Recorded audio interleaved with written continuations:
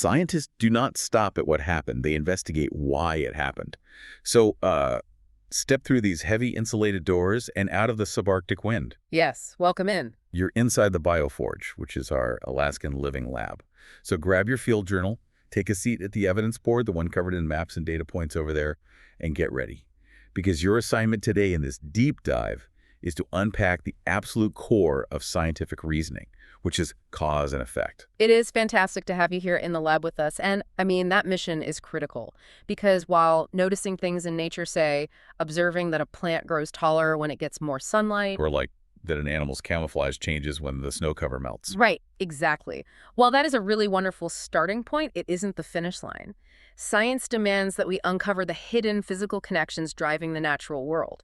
We are here to figure out how and why things are related. Yeah, and I want to make sure we're grounded in the basic building blocks before we get to the really complex stuff. In the simplest terms, a cause is, well, it's the spark.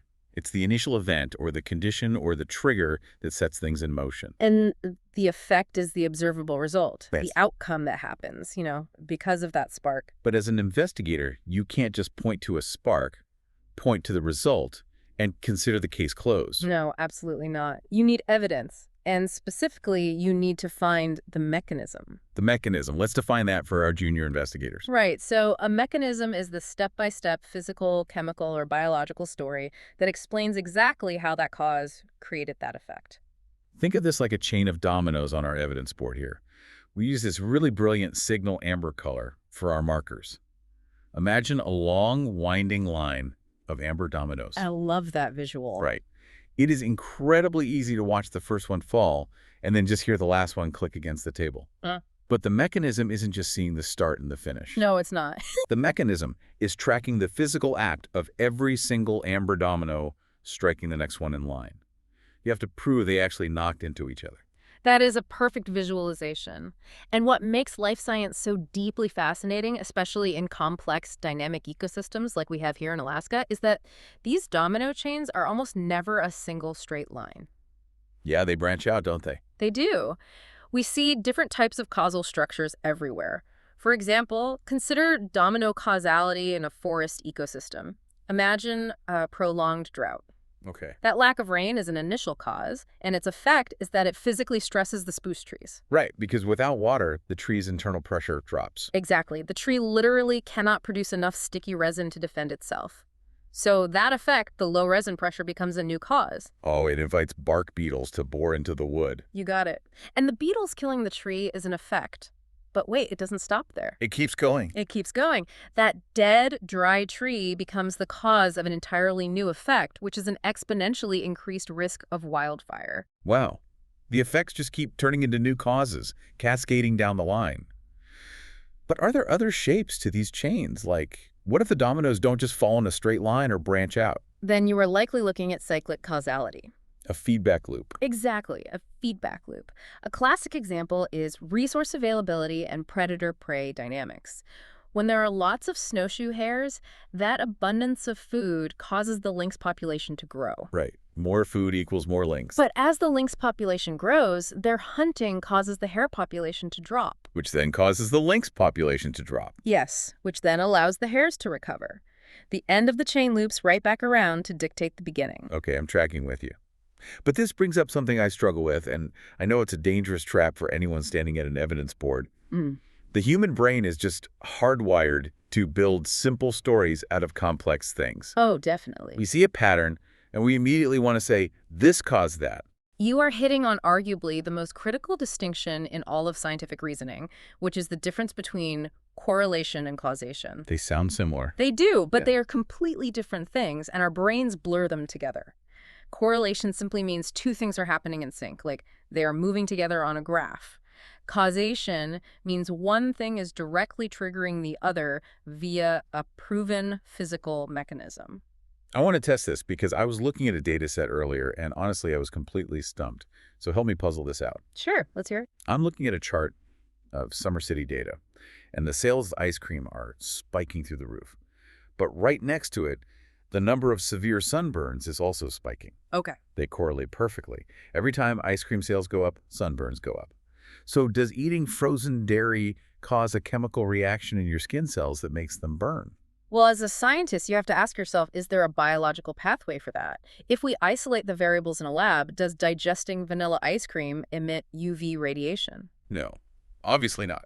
But what about the other way around? Does getting a sunburn physically alter your brain chemistry to make you crave sugar? Again, no known biological mechanism exists for that. They are moving in perfect sync, but they are absolutely not causing each other. Ah, so there must be an invisible domino, like an unmeasured third variable, What do you think it is? the ambient temperature. There you go. Hot, sunny weather is the hidden cause. The heat drives people to buy ice cream to cool down, and the intense sun exposes them to more UV radiation, causing sunburns. Yeah. The ice cream and the sunburns are correlated, but they're entirely separate effects of the same hidden cause. This is exactly why evidence matters so deeply before you make a scientific claim. A pattern is just a starting point for an investigation. It's a clue. It is never final proof. To prove causation, you really must identify the actual physical mechanism at work. Which makes me wonder about the history of science. I mean, before we had satellites and gene sequencers and massive data sets, how did scientists learn to separate a simple coincidence from a true mechanism? The history of science is essentially the history of searching for better mechanisms. Think about how physicians used to investigate the causes of disease. A perfect example is the 1854 Broad Street cholera outbreak in London. Well, that's a classic one. Yeah, people were dying rapidly from a severe intestinal disease. And at the time, the leading medical establishment completely believed in the miasma theory. Miasma. That's the idea that disease was caused by inhaling toxic, foul-smelling bad air, right? Exactly. But to be fair to them, they weren't just making that up out of nowhere. They based it on a very strong correlation. The disease was heavily concentrated in poor, overcrowded neighborhoods that smelled terrible because of open sewers and poor sanitation. Bad smells and sickness were happening in perfect sync. The correlation was undeniably real, but a physician named Dr. John Snow suspected the mechanism was wrong, so he systematically mapped out the street addresses of everyone who died, stamping little black bars on a street map of London. I've actually seen that map. But wait, even with that brilliant piece of data visualization, wasn't Dr. Snow still just showing a correlation? I mean, he showed that the deaths were clustered tightly around one specific public water pump on Broad Street. He still couldn't see what was actually in the water. You are absolutely right. Snow figured out the source, and he used that map to convince the authorities to remove the handle from the Broad Street pump, which physically stopped people from drinking the water and halted the outbreak. A huge victory. But to truly prove causation, to defeat the miasma theory permanently, science needed to discover the mechanism. And that didn't fully happen until years later, when scientists using increasingly powerful microscopes were able to identify the actual waterborne bacteria, Vibrio cholerae. They finally found the microscopic domino. Yes. They proved that the microscopic organism was entering the body through the drinking water, surviving the stomach, and physically attacking the lining of the intestines. That is the mechanism. It reminds me of the Italian scientist Francesco Redi back in the 1600s. People used to believe that rotting meat just magically turned into maggots. Ah, spontaneous generation. Right. And again, they relied on a correlation. Maggots were always found on rotting meat. They just assumed the meat became the maggots. And how did Reddy find the mechanism? He ran a controlled experiment. He left some meat in open jars, and some in jars covered with a really fine gauze. The meat in the covered jars still rotted and smelled terrible, but no maggots ever appeared. Because of the gauze. Exactly. Because the gauze physically blocked adult flies from landing on the meat to lay their microscopic eggs. The flies were the causal mechanism, not the meat itself. Science grows by constantly asking these cause and effect questions at every level. Geneticists study how a tiny change in a DNA sequence causes a change in a protein, which then causes a change in a physical trait. And engineers test how a specific change in the shape of an airplane wing causes a change in aerodynamic performance. Right. And scientific explanations absolutely must change when new evidence reveals a better, more accurate mechanism.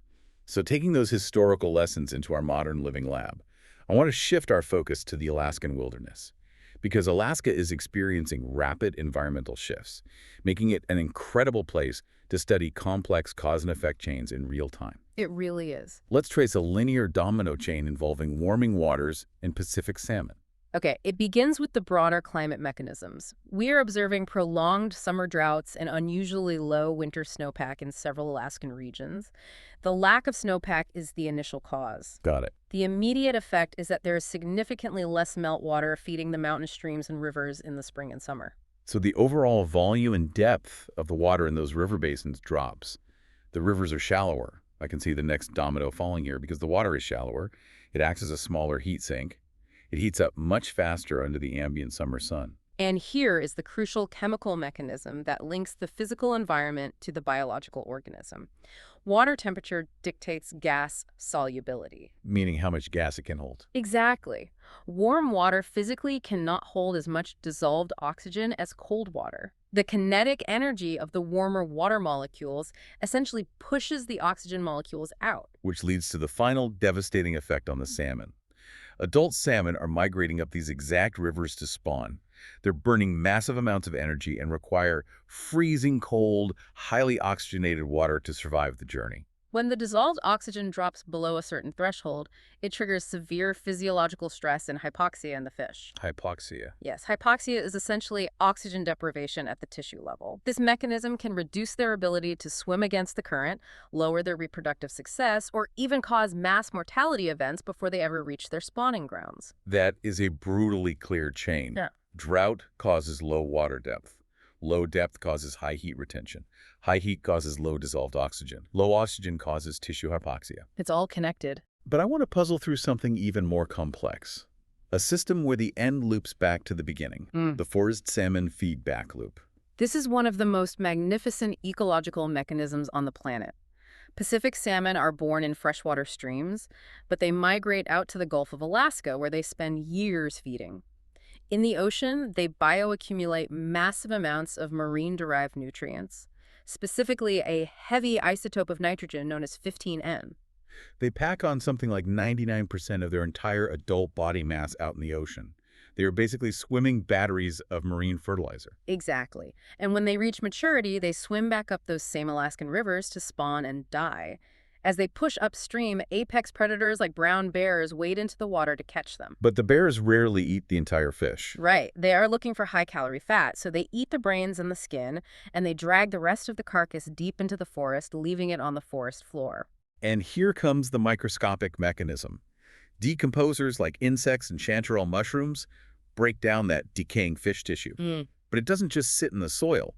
There's a vast, invisible, underground network of mycorrhizal fungi. Yes, the fungal network. These fungi physically wrap around and penetrate the roots of the massive Sitka spruce trees. The fungi act as a biological delivery system. They literally transport that heavy marine nitrogen from the rotting salmon directly into the vascular system of the trees. And the effect of that nitrogen transfer is wild.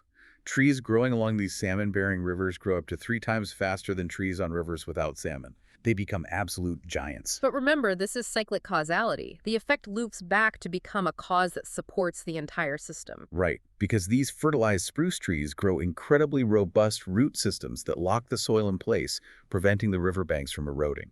Their massive branches stretch out over the water, providing thick, cooling shade that physically blocks the summer sun, keeping those water temperatures low and oxygen-rich. And eventually, over decades, these giant trees fall into the river, creating deep, complex pools of water where predators can't easily reach. So all of those effects, the stabilized banks, the cold water, the protected pools, perfectly shelter the next generation of salmon eggs incubating in the river gravel. The salmon literally grows the forest, and the forest protects the salmon. That's incredible. We just talked about how long it takes Western science, relying on chemical isotopes and satellite tracking, to uncover these complex forest loops. But indigenous communities haven't had to wait for modern instruments to figure this out, have they? Not at all. And this is vital for any investigator in the Bioforge to understand. We are talking about traditional ecological knowledge, or tech. Right. Think of tech not as folklore or simple stories, but as a massive, ongoing empirical data set. It is thousands of years of people living in one specific place, testing what happens when they interact with the environment, and passing down those meticulously observed results. One of the incredible ways this knowledge is organized is through phenological indicators. Phenology is the study of cyclical natural phenomena. Yes. For example, Northwest indigenous peoples have long observed that the blooming of wild roses in the forest correlates precisely with the arrival of specific salmon runs in the river. While a Western scientist might look at a printed calendar or a digital tide chart to predict a salmon run, an indigenous knowledge holder is reading the ecosystem itself. The blooming rose and the returning salmon are both responding to the same underlying environmental mechanisms, the shifts in springtime temperature, snowmelt, and daylight. What I find so profound is that tech isn't just about knowing when things happen so you can harvest them. It includes a deep, practical understanding of consequences. Absolutely. Because it is highly localized and relational, tech is inherently tied to stewardship and responsibility. Observing cause and effect relationships in the thickness of the sea ice, the shifting of the tides, and the migration patterns of animals informs deeply held cultural practices. That's all connected to how people live. Yes. Local knowledge systems carefully track what happens when people harvest respectfully, taking only what they need. And conversely, they track the negative cascading effects that occur when people harvest irresponsibly, or ignore shifting ice conditions and travel at unsafe times, or disrupt the delicate predator-prey relationships within an ecosystem. They understand that humans are not just observing the dominoes from the outside. Humans are active dominoes within the chain. And treating that cultural knowledge respectfully means recognizing it as place-based, generational, and highly practical. It is a rigorous science of survival and balance. All right, junior investigator, it is time to put all this into practice. Step up to the evidence board here in the lab. We are going to apply this scientific thinking to a modern Alaskan phenomenon. I want to shift our focus to the tundra watersheds around Kotzebue, Alaska. This is a fascinating case of rapid hydrological transformation. We are observing the silent colonization of the Arctic tundra by beavers. Beavers in the tundra. Yeah, satellite data and local on-the-ground observations show that the number of beaver dams in one specific 40-square-mile area exploded from just 2 dams in 2002 to 98 dams in 2019. Okay, let's look at the correlations we have pinned to the board. Local subsistence fishers are reporting that these new dams are physically blocking the traditional migration routes of Dolly Varden trout. So we have a negative correlation for that species. Right. But if we look at the data from fisheries biologists, they found something deeply unexpected.